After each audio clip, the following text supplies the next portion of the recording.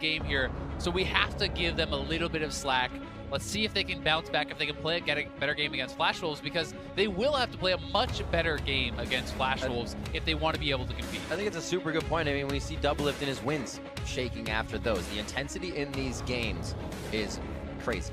Yeah, I mean, even just last year for TSM, we looked at TSM, they had 2 rookies, and that was really something that did cause some problems for them on the international scene. Misfits has 5 people that are brand new to this world stage, and they're looking to bounce back, and they're looking to show what they really can do. So let's dig in now to picks and bans. We've already got a few good ones. Yeah, just to remind people, Kalista, we see her regularly banned, but one of the big reasons as to why she's banned is because she has no real AD carry counterpart. She scales exceptionally well with the Ardent Center as well, giving her a much earlier power spike, and the engage and save potential that she has with her ultimate is extremely strong. So she's going to continue to sit on the ban list along with some other pretty big power picks. One of the most fantastical choices in that duo combo, banned right next to her in the Rakan, Tristana as well from Misfits.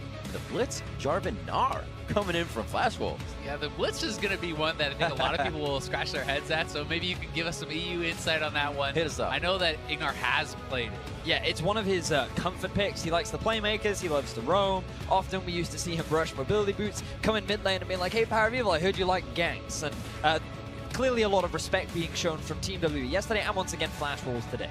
And I think one of the things, when you feel that you are a superior team, when you feel that you are the favorites, you want to cut out any sort of wild card. Blitzstrike is someone who can take over a game, who can really throw a wrench in the gears, speed up the pace of the game. And I think that Flash Wolves, because they are quite a slow team, don't want something like that in the game. And I love this Cogmore pickup from Misfits Gaming, recognizing this is something that Flash Wolves definitely have their eye on. The Lulu Cogmore is definitely a bit of a danger, especially when you look at the LPL teams and some of the LMS teams as well. So Misfits, they've done a bit of their own research. And I'd also say, if we're thinking this is going to be a slow game, well, this is fantastic scaling both from bot lane and from the jungle. And Jinx is going to get locked in here for Betty. This is one of Betty's specials from the past. He is known for this pick.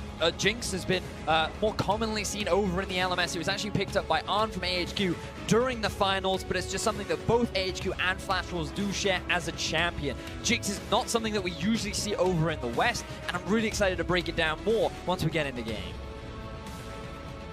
Janna being picked up, we figured it would be the trade of the two going into the hands of Ignar. Second phase bans come in here. Misfits Gaming looking like they've got what they want so far. Flash Wolves as well, putting together quite an interesting composition with that Jinx. I'm going to be interested to track how these supports want to play lane. Do they feel, for Flash Wolves, that they can go aggressive enough with this Lulu to actually create a significant advantage against the Janna, who's typically known as a weaker laner? We have, from time to time, seen people go for both the Spell Thieves and the Thunderlords in the World's group stage. It has not been common whatsoever, though. And I feel like if you're not going to play aggressive, then you should just be going for wind speakers on Lulu as well. Yeah, I think that it makes sense, but it's also a matter of how confident do the bottom lane of Flash Wolves feel, right? Because it was Hansam and Ignar that were the key weakness in yesterday's performance against Team WE, and perhaps Betty and Sword Art saying, you know what, we can perform at that level, we can shut this duo down, and all we need is Maple and Casa, the famous, the legendary duo of the LMS, to just make their way to the bot lane and play a similar style to that of WE. Final bans. Misfits 14 seconds left to choose what they don't want to see in the hands of Flash Wolves here. Possibly looking at Maple one more time as the mid lane is been left a little short here on the ban list. And there's the LeBlanc.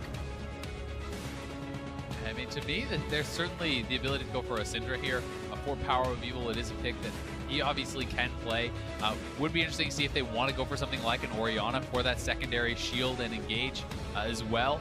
Especially when you have 2 hyper carries battling it out, when one is supported by the additional shield, it can sometimes make the difference. I'm also wondering whether or not Misfits want to give someone like Alfari the counter pick, or whether they're saying, you know what, we think that we're better off just putting him on something safe like a tank, maybe the Cho'Gath, maybe the Maokai. Because remember that things like the Camille and Trundle are also available, which he has been able to bring out in the past, whereas Flash Wolves, they're still yet to lock in their mid and support, and they're just going to go for the Orianna. Big comfort pick for Power of Evil, known for a few interesting builds as well. And I will say this is a very heavy scaling composition for Misfits. I think that this team is pretty weak across the board in the earlier stages of the game. Oceania, generally someone who needs some time to get to their items. Kog'Maw, people talk about turning online once you have the Rage Blade, which can be difficult to complete. Even the Sejuani, certainly I feel has less impact than a Gragas in the earlier stages of the game. So this is something that Flash Wolves could look to prey on, as we know that Misfits had a weak early game yesterday. But if Flash Wolves is going to play patiently, if they're going to play slow, as LMS teams are often known to do, then that gives just a scaling advantage kind of over to your opponents. We'll see if Misfits can make that happen. We know Flash Wolves played the 50-minute game yesterday. Misfits wasn't able to get the handle on the game, so it didn't go half as long. But this one may stand the test for both of these teams. Corky is locked in there for Maple in the mid lane as we find out what Misfits Gaming will round out their top lane with. And it could simply be a Maokai if they want to go for straight up 5v5 team fighting. The Maokai is exceptionally powerful, still on the table. Trundle, I would be very happy to see, and thank God it is finally picked. To me, this is something that has been so obvious as a pick in this meta where there are so many tank top laners. Trundle is someone who can have such high levels of effectiveness against a Cho'Gath. You steal so much health away, so many defensive stats from him, especially if you utilize it on the Cho'Gath when they pop that stone plate. You could be stealing literally thousands of health, which makes you a super tank and allows your carries to shred through that Cho'Gath. And the big thing for me that gets me excited is the fact that Alfari is being put in this carry position. Look, we have the Kog'Maw, we have the Trundle, we have two of the youngest players on the roster now being put in a position where they have to step up for their team. And the person that's going to be looking to shut them down is Karsa. This guy has such a big impact in the game versus TSM yesterday. He was the one getting Flash Wolves those early leads, but eventually they struggled to close things out. That doesn't take away from the fact, though, that he has that early game impact and has the ability to shut down some of those rookies. Yeah, I mean, both these teams are equipped with very powerful team fighting teams. Certainly Cho'Gath traditionally has more teamfight impact than a Trundle, but Trundle is going to have a side lane advantage. So if Alfari can get ahead, if he can get a side lane advantage for his team, that really can set them up for success, because there's not much that a Trundle really loses to 1v1 in a side lane. See a bit of a switch up here between what was played. See Karsa having that Sejuani yesterday. He gets his hand on the Gragas, but that Trundle, we'll have to see if they can lock it down. Varus in the hands of Betty goes for the Jinx, so we may see some of the off bot laners for him as he goes through this assortment of his champion pool to try and mix it up for the side of Flash Wolves. As we wait to get into the game, players are ready, and we're just about to be onto the rifts. I think that's just a bit of a delay from Hans Sama, but I'm sure we're going to be jumping into game relatively soon. This is, in fact, Betty's first competitive game on the Jinx, but as we were saying, it's a big pick within the region, something that a number of AD carries have been picking up fairly regularly. Arn was the one that did play it in the finals. Clearly, Arn sharing a few of his strats, a few tips here and there, and it's really exciting to see because a lot of Western audiences, we don't get to see it. North America, EU, very rarely picked up a champion, largely because when you think of hyper carries, when you think of ADs that sort of excel in the meta, a lot of people think of Kog'Maw has percentage health damage, Twitch has exceptionally long range, Jinx, she doesn't really have that. She doesn't do that percentage health damage. The range does stack up eventually, but only when she's in that rocket form. So many AD carries in the West don't consider her to be that sort of true hyper carry that champions like Kog'Maw and Twitch can. But over in the LMS, they value the amount of mobility she can get with the resets. The bonus movement speed, her tower taking potential is exceptionally strong, and she can have a surprising amount of damage in the laning phase if you manage your rockets properly. And I'd also say, although she does not have percent HP damage like someone like a Kog'Maw, if you get one crit rocket in the later stages of the game on a squishy champion, that can be half their health. That can be a game-deciding play, and we'll see if Betty is going to be able to get there. Starts off on the Blues. Quite a decent pull here. It looks like it's going to be a fast level 2 by Betty and Sword Out as they go straight to lane. The top lane. Not necessary for the pull there. It's also worth noting that it is Storm Raider Surge for Hansama, which I consider to be somewhat of a detriment in the laning phase. It can be very, very strong. Once you proc it, you're sometimes able to get a surprising amount of damage, chasing people down, allowing you to get extra auto attacks in. And I'd also say it's stronger often in team fighting later, but against a Thunderlord's Lulu who could be poking you out, if the lane starts going poorly, you don't have the Warlords to fall back on to be able to help sustain you through that. See if that play comes in early for them. Let's take a pause for now here as we are on the side of Maxlor, roaming around in his jungle as the Sejuani. Alfari pushing up pretty hard on the Trundle to start things off and see if he can give MMD a little taste of his own medicine there. Also want to take note of some of the summoner spell choices that we're seeing across the board. TP on top of Maple, not that uncommon on a Corki. Usually you will send him off to a side lane. He can join the fray in any way that he likes because he also has the package too. Whereas Power of Evil on the Orianna kind of locked into the mid lane. You can't really roam around the map. You're not really known for going off into a side lane. So picking up the heal, he's playing much more towards the laning phase. Yeah, and I always am of the opinion that if someone takes a defensive summoner such as heal or barrier, TP is kind of the advantageous summoner over that, right? If you're going to have a barrier versus ignite, maybe that can sometimes give you a bit of an advantage or a way to survive through that. But heal very rarely helps you, pressure for actual kills, right? Sometimes it can make the difference in a committed fight, but oftentimes just having the teleport allows you to pressure your lane opponent in, get an earlier base off, and sometimes get lane pressure through to you.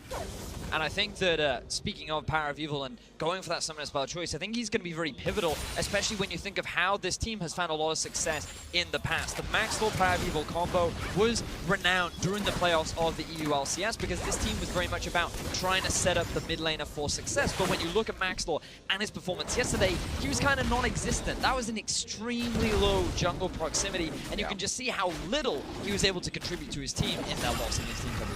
And to be fair to him, his whole team was kind of non-existent in the earlier stages of the game. No one really was getting anything done, and I do think that that's somewhat to do with the jitters that they were experiencing. So they have a game under their belt. They have a lot of comfort picks here. They have a strong team-fighting team, and we'll see what can they really get done on the international stage. And what could be a fantastic plan as well. Falling a little bit behind still means Alfari could help to make a play later. You have the shockwave, you have a lot of crowd control, so that you have a lot more options, it seems.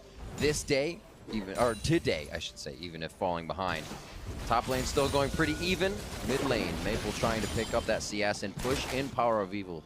He's given himself a slight lead here to start the game. Looks like we are also seeing the Thunderlords on top of Sword Art on the Lulu, trying to add that a bit of pressure along with the Jinx. And the thing is, Jinx also has a lot of early game wave clear, and against the Cogmore, especially with the Janna too, you don't have that much lane pressure. So both Betty and Sword Art doing their best to just deny farm away from Hans Sama and Ignar, along with just applying as much pressure as possible and slowly starting to build this pretty significant CS lead. And this could be a concern because we saw a very similar thing happen yesterday against Team WE for Misfits. Continuously pushing up, knowing they can get in for those extra auto attacks because of the deep vision. Now they'll see Maxlor floating around the side. Betty and Sword Art going to take a little consideration out of this one, as now we see Karsa MMD leaving on that base, and they'll be heading towards the top side of the map. Maxlor should be pretty free to roam around here and get that vision in. Interesting to see MMD go back this early. He did push in the wave, so he just took time to go right back to base. Not exactly the most impressive of buys that he's picked up. He got a cloth armor and a little bit of mana, basically, but he did force Alfari to stay around, so he is going to have that little extra bit of stats, which can help to deny any sort of early lane advantage that a Trundle would have in the 1v1. Gotta compare, man. You gotta have that 10 extra armor. Makes the Trundles like a little bit difficult, especially going for that early Doran's Blade as well onto Alfari. He is trying to express his dominance over the matchup, which is very much what you expect from the Trundle. And I'm also going to be very interested to track what build Alfari goes for. Is he going to go for a Titanic Hydra, which I consider to be more of the kind of team fighting, middle of the road type build, or is he going to go straight for a Ravenous Hydra, which is almost fully committing to that split push style, because you do make yourself very squishy in the early team fights if you have to group, and you do not have any of the bonus HP from the Titanic to back you up. And I'm fascinated by how he's going to play these fights too. Will he try and go for a flank, try and dive onto the back line? One of the big things about Trundle against low dashes, low mobility carries, is that his pillar is extremely effective, and against someone like a Jinx, it's a great way to lock her down and then get onto the back line. But maybe his focus is just hitting the front line, helping the Misfits lineup just shred through the tanks. And one of the interesting things, you talk about the pillar as a way to actually get on them.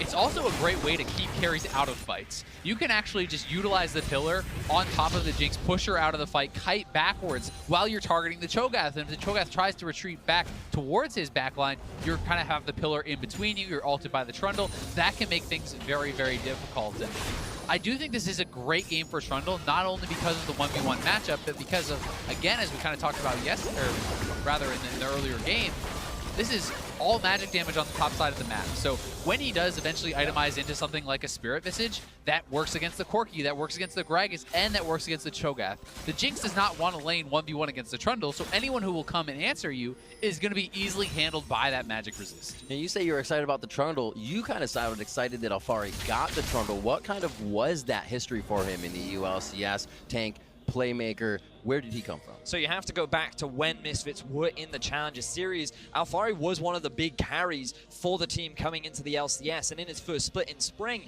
he was praised as being one of the best top laners in the region. But when the meta shifted, and especially coming into summer, his performance started to decline. He didn't have that same level of impact. He wasn't as comfortable on all of these big tanks. But now that he's allowed to play things like the Camille, the Gnar, the Trundle, he just seems to be much more comfortable, a lot more dominant in how he plays these lanes. But World is a different ballgame. MMD definitely has that experience advantage over Alfari, and while he may feel a little bit more comfortable playing this Trundle, it's a completely different environment to be that big carry in the top. It's also key to remember, MMD doesn't have to win lane against the Trundle to win the game, exactly. right? Good point. If you can neutralize this guy, if you keep him from killing your turrets, if you're just farming around even, then you've done your job and more as the Cho'Gath in this matchup, because you are going to be able to join the team fights. You are going to have a much easier time of adding that effectiveness, so we'll see how he's going to be able to do. A lot of love and vision towards the bottom side of mid lane here for Misfits. Max Lora seems to prioritize it quite a bit. Cloud Drake is there, so that's not going to be what they're hungry for. But maybe some type of play in that bot lane. So far, backing for Hansama and Ignar. We may see it soon. Just got to quickly touch on Power of Evil's build. You'll notice that there is a blasting wand in the inventory right now. He's ready to blast. He could very well be on his way to building a Rod of Ages into a Nash's Tooth. A little bit unconventional, something very, very unique that only Power of Evil does. We can go more into it if he decides to go that way, but just keep your eyes on Power of Evil because he is known to innovate within the ULC. And then when he wins it with it at Worlds, Everyone will do it. Here That'll we go. be it. The roller coaster begins. Personally, not a fan of the national. Not a fan at all. I am not a fan. Not many people are, but it looks like right now Power Flash of Evil Wolves, is. They're trying to challenge this blue buff right now. Whoa, Maple with interesting pathing there to see what he can find, and he finds himself 6 feet under. First blood for Power of Evil. Great play there from Maxlor and Power of Evil. Full commitment as well, both flashing over, nail the ultimates there, and they're going to pick up first blood. Have to criticize Flash Rules because they wanted to try and contest this blue. They knew they had push on bot, they felt like they had push in mid, and the map was in their favor to make this play happen. The problem is they did not coordinate the play together. Maple was not expecting two people to flash over the wall and just collapsed on one of the flanking sides, and he wasn't in a great position to help the team secure this this that buff. ward. And it may have made them a bit more confident because they had TP advantage, but you can see the top laners running into each other, so no chance for Cho'Gath to actually join here. Yeah. Just a well-executed play, capitalizing on the mistake from Maple. And Misfits already off to a much better start than they were yesterday. That's definitely true. It's going to have to be. We're just at the beginning of this game, but obviously Misfits and Flash Wolves will face the two tougher in the group. Misfits for TSM, Flash Wolves as well on the other side. Have their work cut out for them as they have to face Team WE. So Team WE kind of angry on their end. TSM playing very well. Both of these guys don't really have room to make mistakes. Flash Rules, they're not looking to make mistakes at the bottom lane either. They just continue to push onto the tower. And someone does have a slight level advantage over Betty. Not entirely sure how that came to be. Perhaps Ignar went for a bit of a wander. But either way, the fact that he is level 7 will give him a bit of additional stats, but he is falling behind in the CS department due to the relentless pressure that we've seen from Betty and Sora. And critically as well, they are getting some turret pressure down. Misfits, it's okay to be down a little bit of farm, but you don't want to be giving up too much turret damage. You need to wave clear aggressively. You need to keep that turret alive, because if Jinx, Lulu can take an early turret here, they can transition that over towards mid lane or go top lane and start to pressure you around the map. And if Trundle is forced into grouping, if Trundle is forced out of his laning phase, that's when this champion starts to struggle a lot more. So it's important to keep your turrets alive, to keep Trundle in an isolated 1v1. Alfari playing smart, making sure to get in for the blast cones, use his vision wards to clear everything out on the top side so he can stay on an island. Like we said, MMD doing the same thing. We'll have to see who explodes more in that first fight. Maybe MMD gets a good chomp down and turns everything around.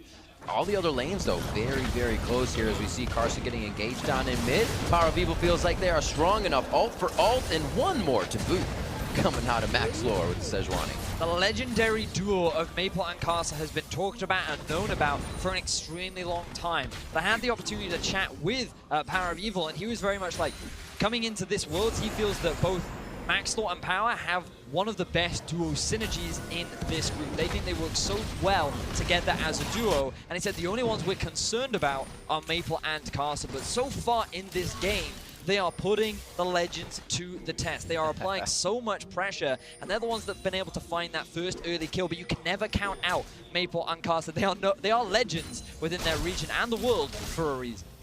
Certainly are, and maybe they should have been a little bit more concerned about Xie and Kanji. Maybe they should have been. But they're doing well against Maple and Karsa. You got to give them that, and they have been going up in the pressure so far.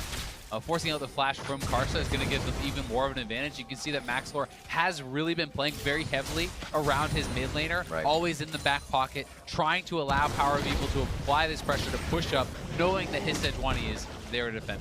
And now I think the onus is on Misfits to try and look for a play up topside, because what you'll notice is MMD has picked himself up. He's warded, not the Warden's Bell, the Bramble Vest, and that's going to make the Trundle's life a little bit difficult, because he still has a lot of wave case, still has a lot of push, but now that MMD has some levels under his belt, he has that same level of wave clear. And I think that the best case scenario for Misfits is if they can take that top tower down. It gives Alfari a lot more freedom, a lot more options to try and move around the map and start having an impact elsewhere.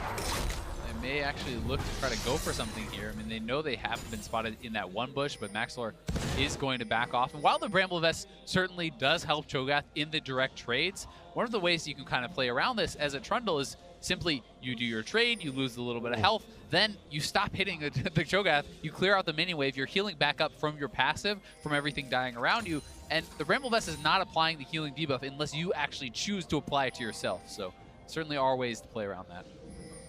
It also is going to be a Ravenous Hydra as he picks up the pickaxe. So he's going full carry mode. He's going for the split push style build, and I do think that it is a good choice. He grabs some early Merc Treads, try to keep himself a little bit more safe, and I think Ravenous Hydra into something like a Spirit Visage or an Adaptive Helm will be a very strong build in this game. Karsa waiting patiently, feels like something's on the other end. He's looking at Power of Evil in mid lane. Final 136 for him, finishing up first item, Rod of Ages, Sork Boots to go on to Oriana in a little scale build there. It looks like they actually want to try to contest the blue buff again as it comes up here from Misfits. They did get punished for this last time, and Misfits is kind of collapsing up from the bot lane, but you can see they were encroaching a little bit over as that blue buff was coming up. Good spike here. Maple got the Triforce, BF Sword, and Zeal on the side of Betty. That has some pretty good damage if they want to try to close in onto something, but it looks like Misfits going to act a little sooner. I like the Flash Wolves are still trying to be proactive in the early game. They realize that, yes, okay, Power of Evil was able to get that first kill, but that shouldn't dissuade them from knowing that they are stronger at this point in the game. As you rightly identified, Riv, the 24th big power spike for the Corki, and Braga does have a fair amount of damage, especially with the Cinder Hole completed, but it seems they're just going to concede for the time being.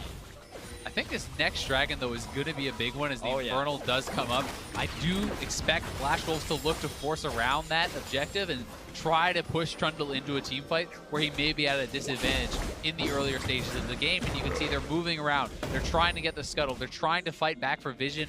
All their pinks are on the bottom side of the map, although Misfits did have a chance to clear one or two out. This is very clearly where the focus will be, and Misfits is going to have to make some tough decisions on if they want to challenge for this or not. Alfari got to be calling that he is losing vision of MMD in that top lane. They got to make sure that they can get away from that Cho'Gath. They aren't guaranteed the initiation with a cast from Gragas, a flash in from Gragas. He's putting himself in a dangerous spot. So like you said, if Alfari can keep that push on the side lane, MMD's pressure could be lost in the teleports. But you're seeing MMD now is the one with the push level 11. Has plenty of levels under his belt. The wave clear is getting excessive, and Alfari, he has to start respecting it, because talk about vision, there's very little vision for him in the top side of the map. All of it has been invested towards the bot side in anticipation of the Infernal Drake that will be spawning soon. So he's now the one playing a little bit more on the reserve end, a little bit more on the back foot, showing that respect.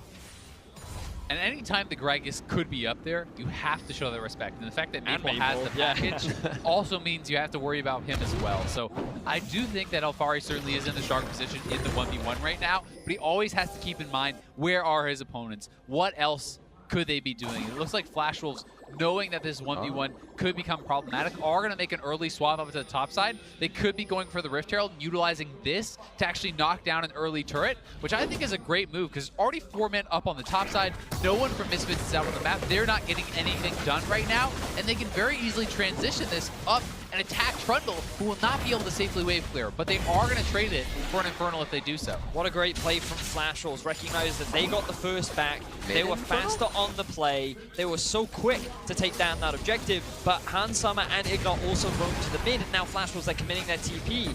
Maybe a fight.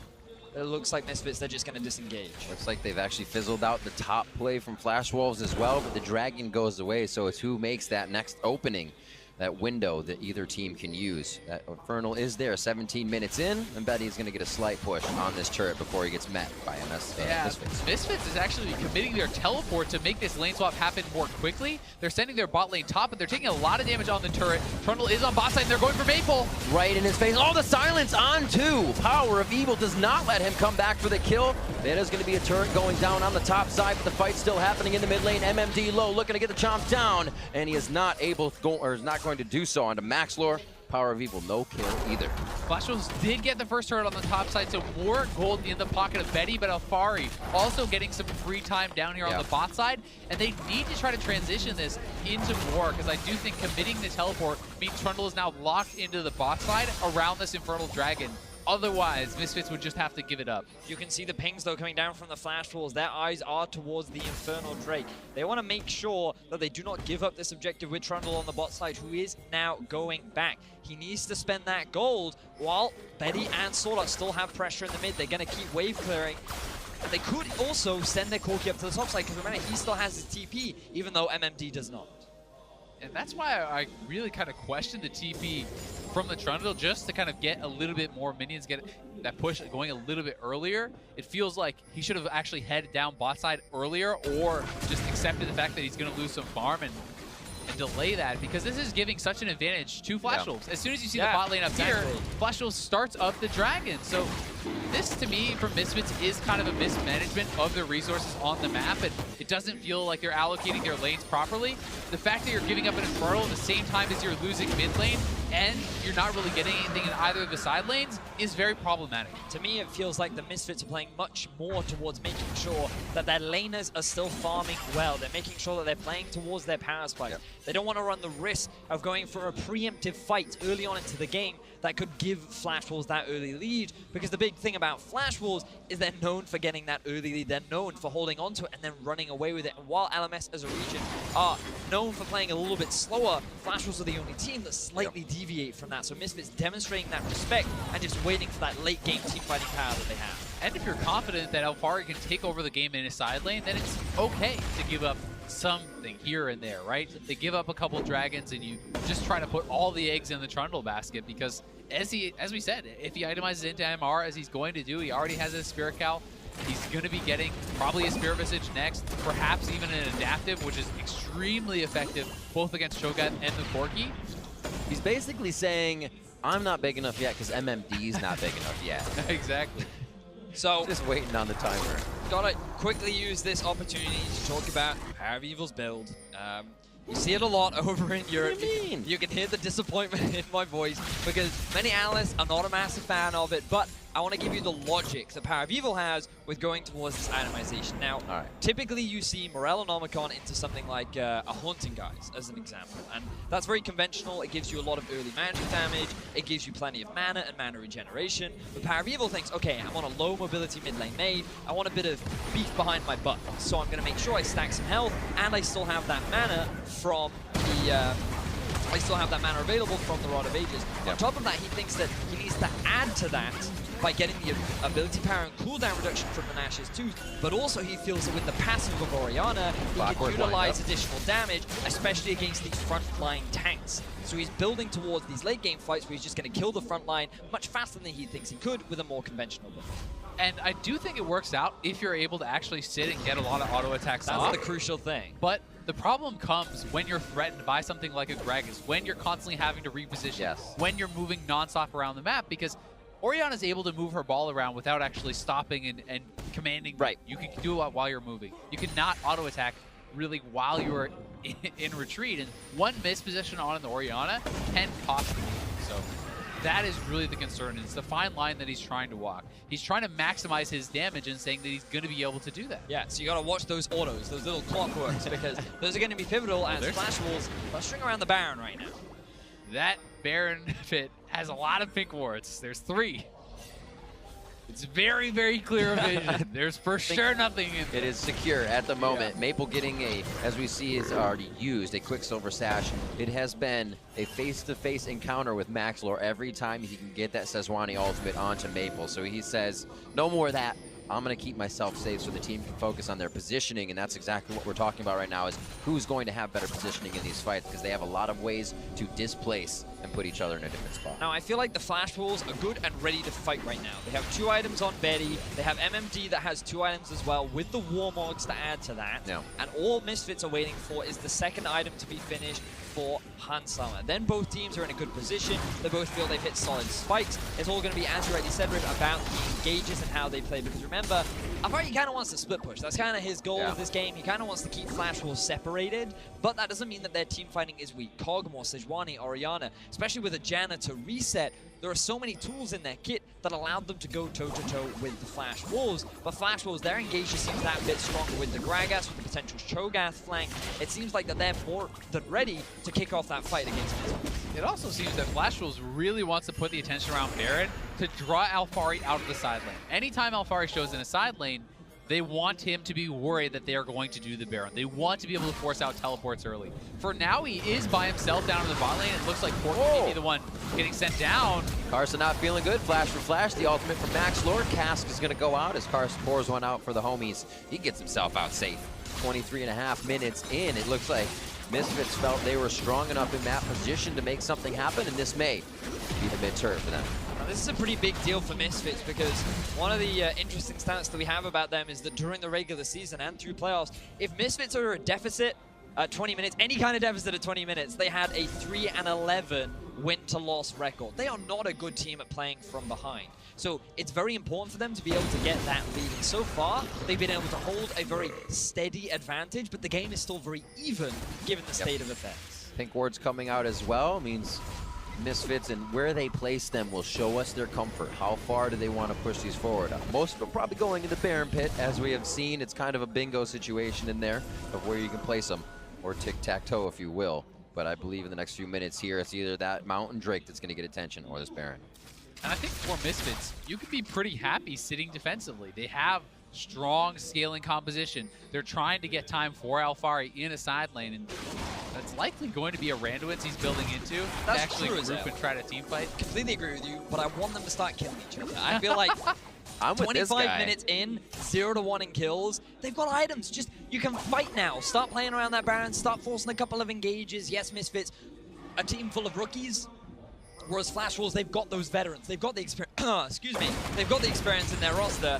And all I want to see now is a bit of fighting, a bit of murder going on in the ring. I'm interested that you say that, because Flash Wolves as well, when they played their game against TSM, at times 5K up before their Barons, grabbing a Baron, being much more in control of it, or feeling in control. Here, they're giving respect, which is good to each team.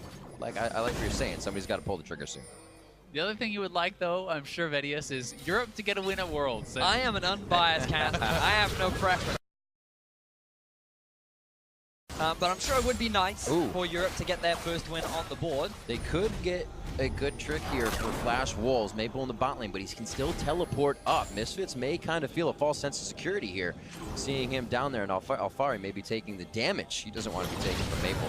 Maple, however, heads up early, as it looks like MMD wants to start things soon. Yeah, a lot of posturing around the Baron. Misfits are trying to hold their defensive stance around that Baron, trying to keep their pink ward line alive, but it looks like Flash Wolves will regain control of the Baron pit. Trundle is moving up for any potential Baron start that could be happening, but for now, Misfits has control of mid lane, so they can just try to push up and threaten this tier 2 tower, which makes Flash Wolves come down and allows you to go back up and control Baron. The way position has happened so far for both teams, these teleports actually don't need to be used. Frozen Domain from Alfari, he gets up, so the pressure's still there. If one of these fights happens, the map gets completely opened up, and either team can go wherever they want. The move initially looks promising for Misfits because they moved through mid, they cut off the entrance from Flash Wolves, who are now looking for a fight. The bait, Pillar goes out, Shockwave, that's going to be a big damage on MMD. He goes down before he can provide the damage or get a bite down. Betty's now the focus as he flashes away and control to Misfits, but Maple on the top side has not wavered. He's still going for the turret. Yeah, Maple split pushing on this Corky. Flashbacks to the TSM game where he was the one creating cross-map pressure. He's going to use the teleport to get out of there. He does secure a turret, but it costs him his summoner. Either way, that's a pretty even trade. Yeah, I think it was really smart from Maple to recognize, you know what, we're in a disadvantageous position. There's no point me grouping up with my team. Right. Let's see if we can get something back. So he immediately moves up to the top. There's already a big wave he can take advantage of, and they get a tower plus the Mountain Drake going into their hands. So while Misfits getting a kill onto the top lane is great, they're not turning this into any objectives, Azael. And I feel like this is a big issue moving towards the Baron. Well, the question is, can they get Carson? If they can chase down Carson, they might be able to go for the Baron here, and he is looking like he is in trouble, but Flash Wolves are going to be pushing up mid. Karsa getting taken down. That's going to be Betty and Sword Art on the mid lane turret. Alfari's coming up onto them and will really not be able to do much other than clear the wave. It's going to drop right in front of him. Just gets the minions away and the armor is added back. Beautiful job by Alfari. MMD is there for the safe escape for Betty and Sword Art. Now remember, there's no jungler for Flash Wolves. Misfits have all of their engage tools up and ready, and I feel like that without the smite, Misfits can just go to the Baron and force it. Flash Wolves either have to come and fight or run the risk of Misfits securing a big objective lead. Yeah, Misfits are starting it up. Power Reveal did go back to base though, and he's a little bit late getting here, so we'll see if Flash Wolves can try to poke him off this Baron. Remember, Jinx has no flash and is very vulnerable without it. MMD as well cannot get in. They're going to turn a beautiful choice on the fight, and Maxlor could go down. Great shields to keep him alive, and that made Flash Wolves step one step further. Maple has to get out now. Betty's out of mana and can only use the short-range gun as Misfits are looking for power in the mid lane. No flash on Betty! They get the shockwave onto him as well. He goes down. That's a quick silver sash. It doesn't even keep him alive as they try to get the Knight's Vow damage in from Karsa. Maple is roaming around trying to stop them from getting any more. Yeah, Maple actually cut the wave there, so they could not continue to push, but Misfits can go right back to the Baron. This is a 5 versus 3. They need to actually force on something, but Maxlor looks like he is heading into the jungle, maybe going over to the Baron now. Maple is just so good at punishing every move that Misfits try to make, constantly getting something back for his team, but I don't know if he can stop this Baron. Yeah, they certainly can. I mean, there's only 2 Flash Wolves members over there. Carson would have to look for a Miracle Steal, but Power of Evil is zoning him out. This will be a Misfits Baron.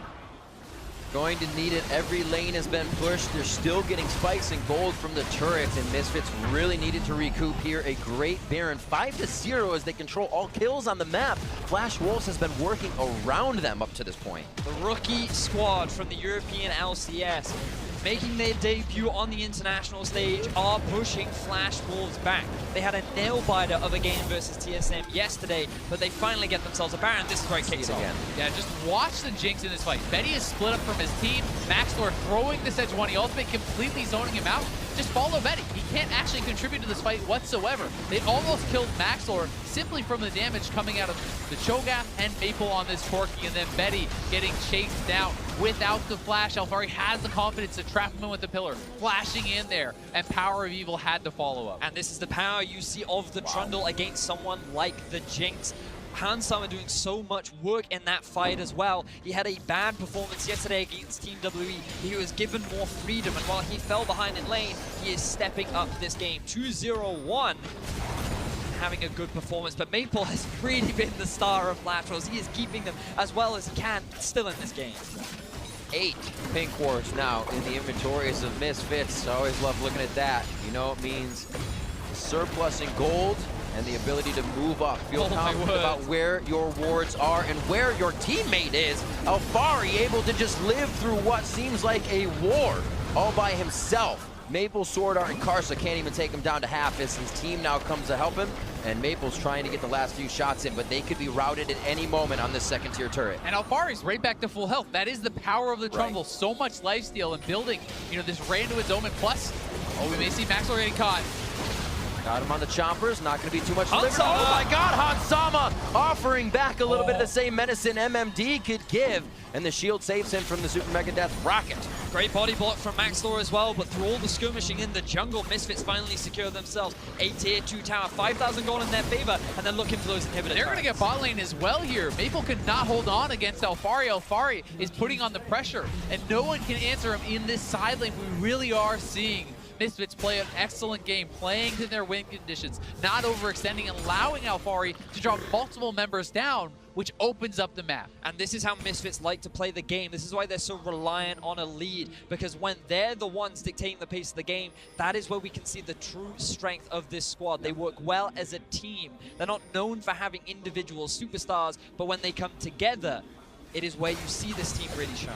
And Alfari is still gigantic, even going for the Ravenous. He's level 17 to MMD's 15, and he is just walking in there and stealing everything that he needs as the Trundle. I mean, they never were able to force Alfari into team fights before he actually started to build up his tankiness, before he got to the Spirit Visage. He was able to sit in the side lane and farm for so long, which is exactly what he wants to do. But now we have to think about Misfits' ability to close, because it doesn't matter how well you play at this point in the game, it's all about taking down that Nexus. And we remember that Flash Wolves yesterday, they had a long drawn-out game against TSM because they couldn't quite get that final push into the base. They could not quite find that final game-ending play. And it's now going to be on them to try and do the same thing against TSM. They have to try and stall this game out. And we've seen them do it once before. And I think for Flash Wolves, really, the ability to come back in this game is going to hinge massively on Karsa. Karsa needs to ult someone in. He needs to knock in the Orianna or this Kog'Maw, or I really do not see a way for them to win the team fights in the current state. Because Trundle is going to be so tanky when he ults up the Cho'Gath, and Cho'Gath will be getting shredded by these very powerful carries, which is just exacerbated by the fact that Power Eagle has this auto-attacking build, and he's going to be putting out so much DPS. If you can't put pressure on him, he gets the free auto. He's going to do even more damage. And the trade in the end for Champion Select was that Lulu for the Janna, which makes it even harder for Flash Wolves this late in the game to even get that cask in there. He's got to get out with the one person and hope that it's not Ignar to save the fight. You know, Flash Wolves, they had great objective control in the early game. We saw multiple times. Every time Misfits made a move, Flash Wolves were quick to punish. They were sitting on 3 Drakes, Cloud, Infernal, and the Mountain. And we thought that in terms of how well they were trading all these things, especially with the early Rift Herald, Misfits were the ones losing out, but it all came down to that Baron. Misfits find the great fight. They found that big objective, and now they are the ones that have this, well, not even tower advantage, because Maple has been able to continue and keep the towers even. But they do have a goal. They do have that. And you can see the Kog'Maw is getting to such a strong point. I actually do like the purchase of the GA from Hansama, because once again, think about how your opponents win the game. Well, if Hansama gets cast in and instantly dies, well, that's one way to lose. But with the GA, it gives them a second chance to kind of reestablish their battle lines, to have Ignar pick him back up after the GA procs, and we could see them still turn around a fight, even with an early kill on Kog'Maw. See all the Quicksilver sashes and Mikhail's in the inventory. Let's see if it helps. Flash Wolves get out of this engage. They are able to back off just a little bit from Maxlor, and it looks like they have a chance to say what for as they get themselves back in position. One big ultimate used there by Maxlor, none yet from the Flash Wolves. They're looking for a fight. Maple on the flank. Whoa, waiting for a few shots from Hansama. He feels good to get in after the Void Ooze, or Void Slobber, I should say, coming in from the Kog'Maw. Both teams, they're just waiting for the Baron to respawn. Misfits need to get their sideways under control. So Alfari, he's off bot. Hansama, he's on his way up to the top lane. Baron spawning in about 1 minute's time. And I feel like this Baron could very well be the determining factor in this game. Yeah, it really could. And that's why vision control early is going to be so important around it. So if Misfits control the waves, if they keep Flash Wolves penned up in their base, they cannot actually get wards out there to properly take a fight. But Karsa is now kind of venturing out, trying to reestablish some of their vision control. And we'll see if Misfits can stop this. Very interesting. Farming, few objectives, but no kills are any of the items here for Flash Wolves. They haven't really been able to bring any pocket change from that, just from Misfits controlling the fight. But for Flash Wolves to get to the other side of the map, we are going to have to see Misfits go down. However, it has been much in their control up here to 35.5 minutes in. 20 seconds onto Baron. We're going to see this float around the top side as they jockey for position. Like we said, those GAs are starting to come out, so these fights are going to go. Is on the side with a package, so they do have to show some respect to this. Package is back, not able to use it right away. Redemption goes out deep into the fight to get the heals down. MMD throws on the Gargoyle Stone Plate. We haven't seen Subjugate yet. Alfari still has it.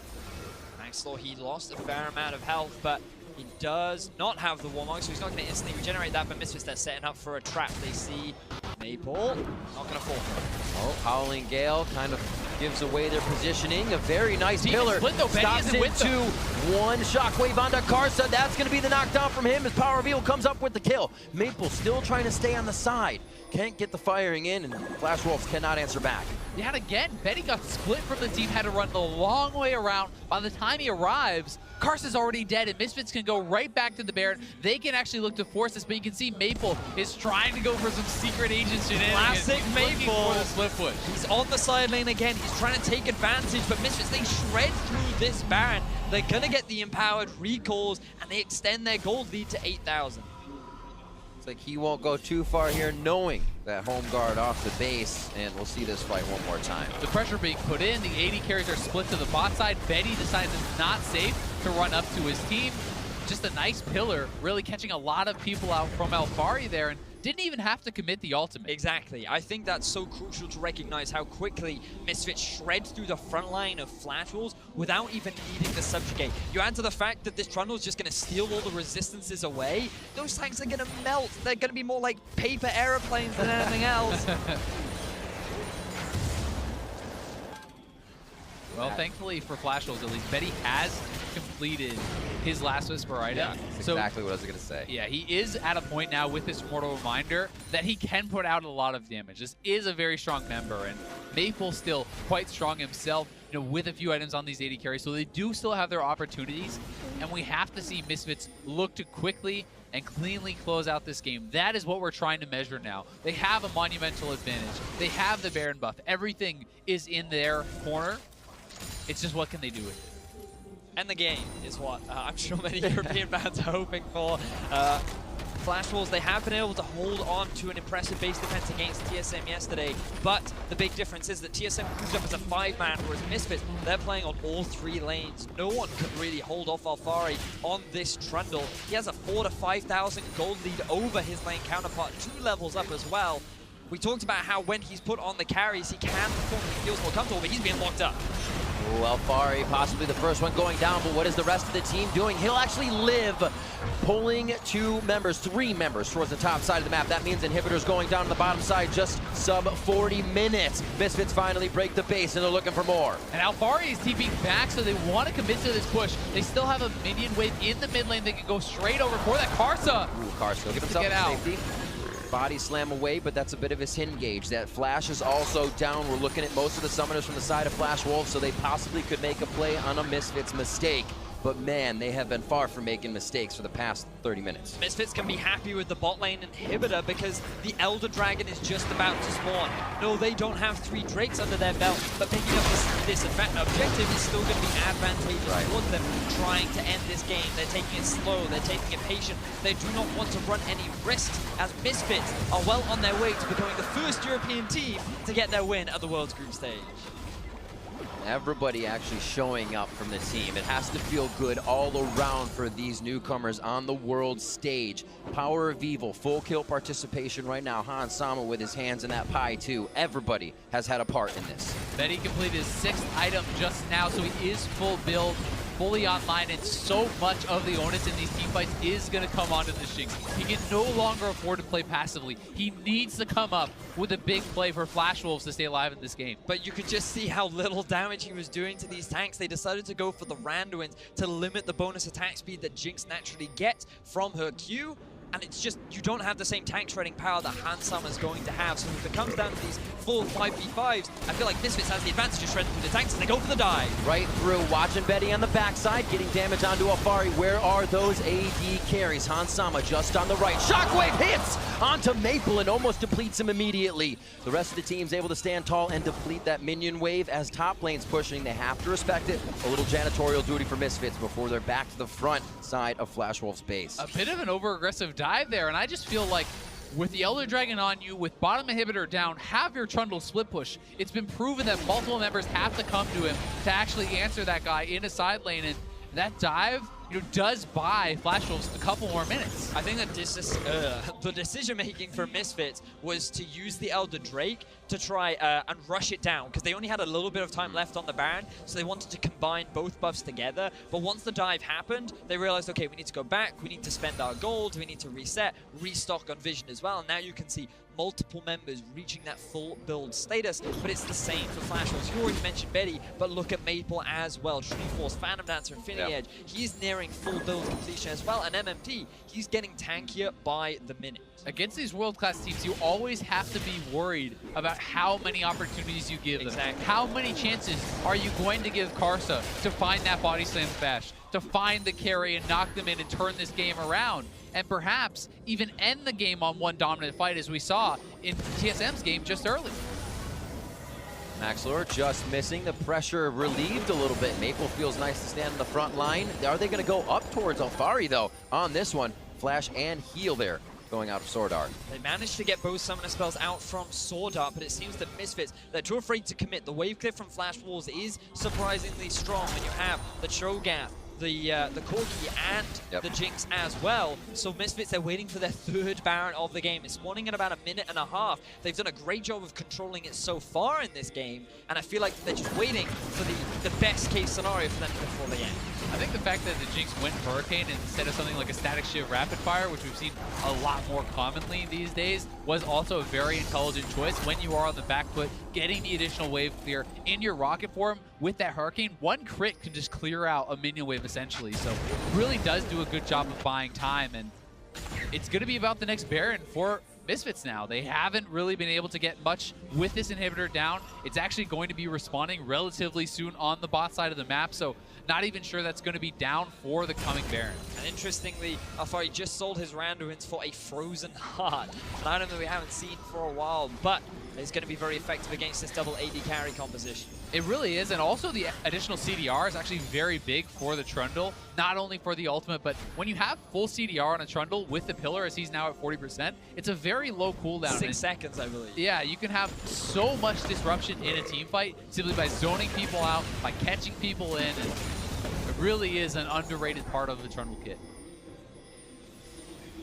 Seems like the last fight for Misfits as they went into the mid lane, the dive was pulled off of. Good to see that they don't go too far, but too hesitant can definitely be a problem, and I think that's what we're getting into here. Giving a chance, as you said, for Karsa to find that in. If it's Ignar that goes down, there's a lot more chase potential here for Flash Wolves to continue that fight. It's really just our folly to keep them back. We're going to see Baron coming up, but it's going to be all about the front of the base here. Misfits does not want to relieve the pressure. I mean, MMD was down multiple levels to Alfari. He's now level 18.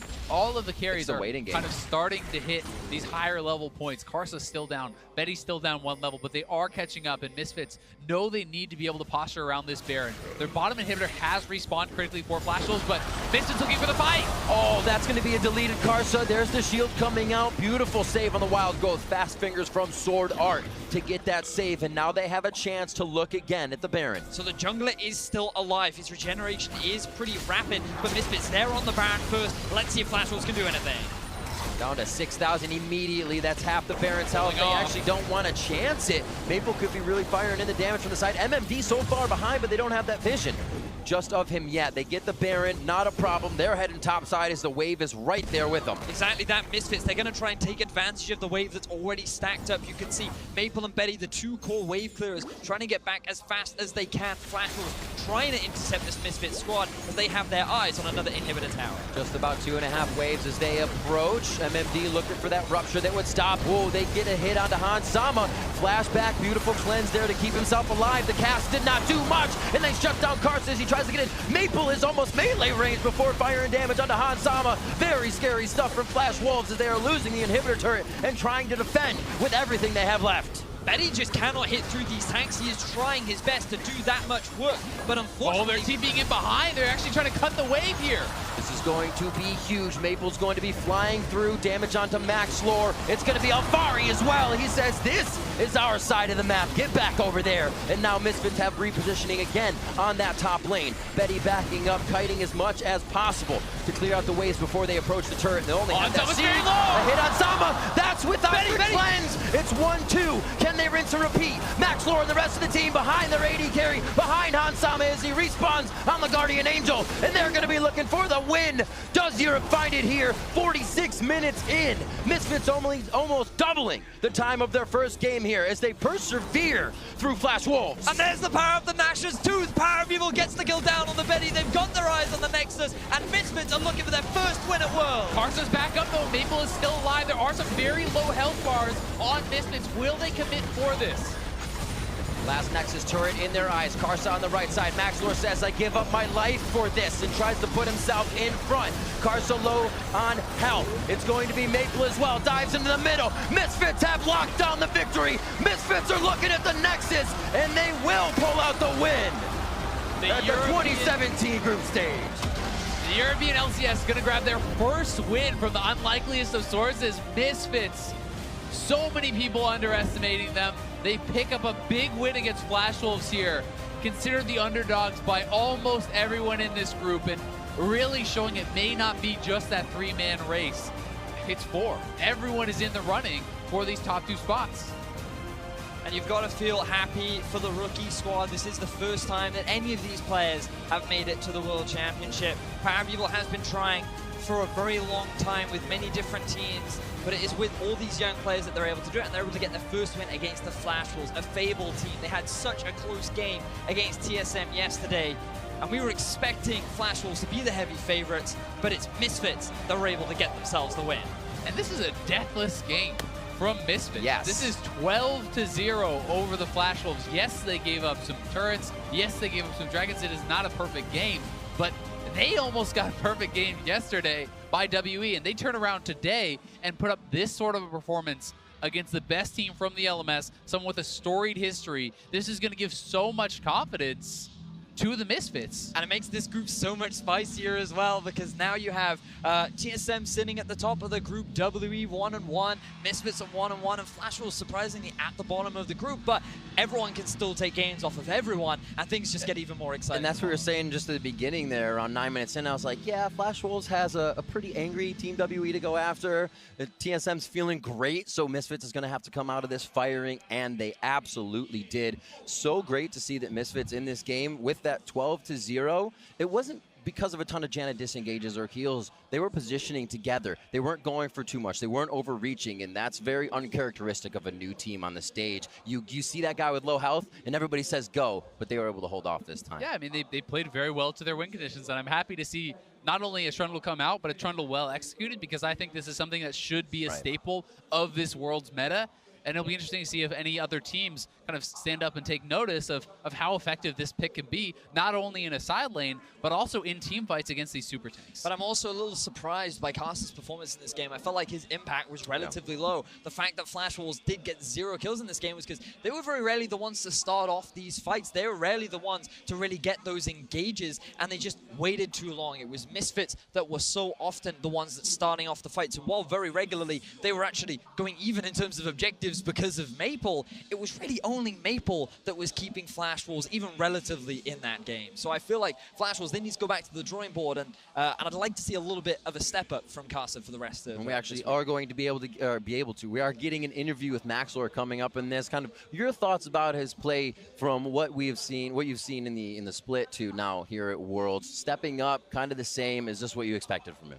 I think that Max Thor, he had a lot of confidence going into Worlds. Something that you hear from him during the regular season is, I think that when I go into a game, I have to think I'm going to win. Otherwise, I'm already losing before we even go into Champions League. So every day he wakes up, he gets out of bed, and he just thinks to himself, yeah, I'm going to win today. And he says that to him every day, every single time, whenever he's going into a game. And I feel like, to a degree, there's a bit of British banter in there, but at the same time, it's also just him trying to get his confidence up and just keep his team motivated too, because they are young players, they are all very nervous, and for the team to get themselves a win today has certainly got to mean a lot for all of them. I'm a strong believer in the fact that you have to believe you are the best to become the best. Exactly. Whether you are now or not is not important. You manifest it, it'll happen.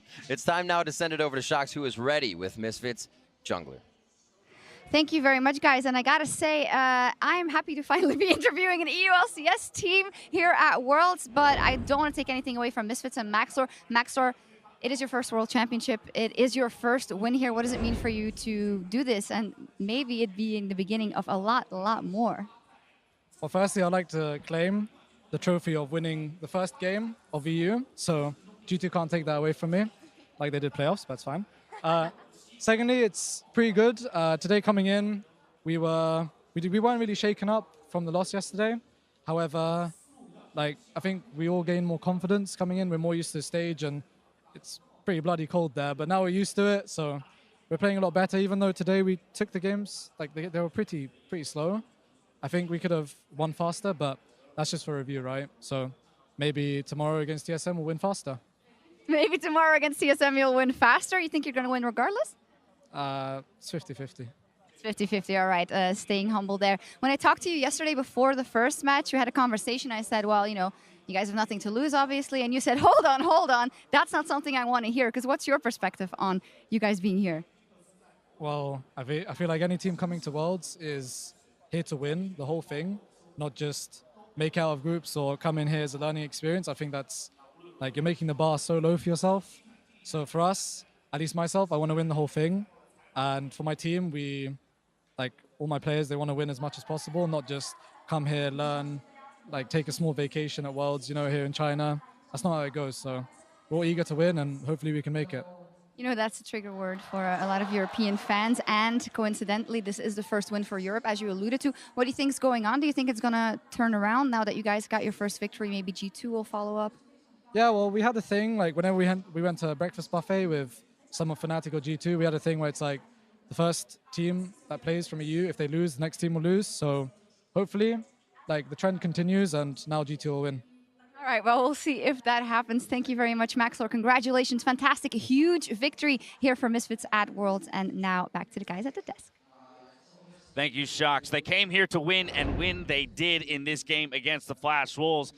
EULCS picking up their first win of the group stages here, and as Azazel mentioned, the surprise is that it comes from Misfits of all the teams that are representing the European region. Yeah, and we talked about the competitiveness now of Group D. You know, we saw Flash Wolves put up a very good fight against TSM. Misfits just kind of rolled over and died when they faced Team WE, but suddenly Misfits much more controlled, getting that composure back, and that's what's so impressive for me. It's their first time. It's a team full of rookies. They get blasted yesterday, and it's like, that's fine. Reset, play it again. Right. Improvement is what we needed out of this team. I'm glad to hear that Maxor said that he wasn't shaken up, that they're looking forward to possibly beating TSM on a 50-50. The confidence, right? You got to have the mindset if you want to make it. So I'm glad they find their place in Group D, unlike PoE's Oriana build, but that's for another time. Kobe, talk to me about the draft here, because the Trundle was locked in. Azael let out a thank you, God. Finally, we see it in the League of Tanks in the top lane. The Trundle comes out. What are your thoughts? Well, the Trundle is the story of this entire game. This is how Misfits won the game, because, yes, they did make improvements, but there were a lot of mistakes for them early on in the game, too, around objective control, you know, and a lot of team play. But when you're drafting the Trundle, playing to that split push, they're able to get a lot of these outside towers very quickly, and the gold was definitely there for them, even though the Dragons almost all, especially in the early game, they did go over to Flash Wolves. Yeah, huge props there. He not only flamed Horizon to his opponent, but he was also present in the team fight. So he's putting that much pressure into the side lanes while also being a big factor in the team fights against the Jinx. And that's what we wanted to see out of the Misfits, to see somebody else step up besides Power of Evil. Was it going to be Hansama or Alfari? Alfari has been known to be a very mechanically strong player, and when you give him a strong matchup of the Trundle into the Cho'Gath, you can expect him to just pop off. And here he goes in the front line. You immediately just go into Trundle MD. Everybody else, sure, does the draw the ulti with, but so far he gets to be the front line and just wreck base. Yeah, Trundle plus Kog'Maw, just absolutely Cho'Gath's worst nightmare, right? They shred through immobile tanks like that, and he's able to even flash and create plays here with the limited CC that Trundle brings to the table. He's all over the place, winning side lanes, you know, flashing in for the team, creating plays, and getting a lot of that advantage. Well, oh, go. Oh, all right. But the CC is not just for catching somebody, though. For these hyper carries, you can also separate them from a fight. You just pop a pillar if they're too far away, and no longer can then participate. So Trundle, while it's not as obvious as a Cho'Gath or a Maokai for what they bring to the team fight, he can be quite underrated and underestimated, and that's a big mistake to make. And what I wanted to talk about then was the Jinx pick, because Trundle was just Jinx's worst nightmare. You alluded to all of the hard CC and how hard it is for her to get out of there. Flash Wolves had the opportunity that they could have drafted the Galio. Like, you look back at this draft, it's Lulu, Kog'Maw, Sejuani, Jinx, Gragas. There's no way anyone's ever going to expect the Jinx. Yeah, it's the Betty special, but you could have grabbed the Galio there. Yeah, well, so then let me ask you this. For Flash Wolves, now sitting at 0-2, what's the solution, right? Where do we look for them to make a change or a fix where they can start picking up wins in this group? It could be the draft, but Karsa has been underwhelming for me. Okay. Sure, the previous game was fine. The mid game and late is still a problem, but Karsa getting so picked off was just not very impressive for me. This guy has been a pillar for this team for a while, and this is why we've alluded to the LMS region being weaker than in previous years. But the most recent powerhouse for Flash Wolves has been Sword Art, and I actually think that moving towards the Ardent Sensor meta or being more of these mage supports is actually taking a lot of power away from him. Thresh was his bread and butter, was the Flash Wolves' primary champion, and he's not able to play that anymore. So I think a big issue is Maple's underperforming. What, he gave up first blood, face checking in that blue buff. Karsa's not having the same impact, but Sword Art's also not really doing anything. Yeah, we had a great game on the Taric. Get him more champions like that, where he can impact these big team fights. Don't just put him on shield duty. I want to ask a similar question here for Misfits. As, yes, they picked up their first win. That's great, but it still took some time, right? It was a slow game. There was one play that developed that kind of broke it open for them. Still took an extra Baron to close it out. So where can they as well look to kind of improve, maybe shore up their early game or push their advantages more to find more success against a team like TSM or Team WE? I think it has to come through that early game team play. You know, a lot of the rotations that we talked about, basically the order of the objectives that they're going for, and a lot of the movement in between. All right, well, we'll see if the EULCS can pick up another win as G2 Esports step on stage for their fight versus 1907 Fenerbahce. Don't touch that browser.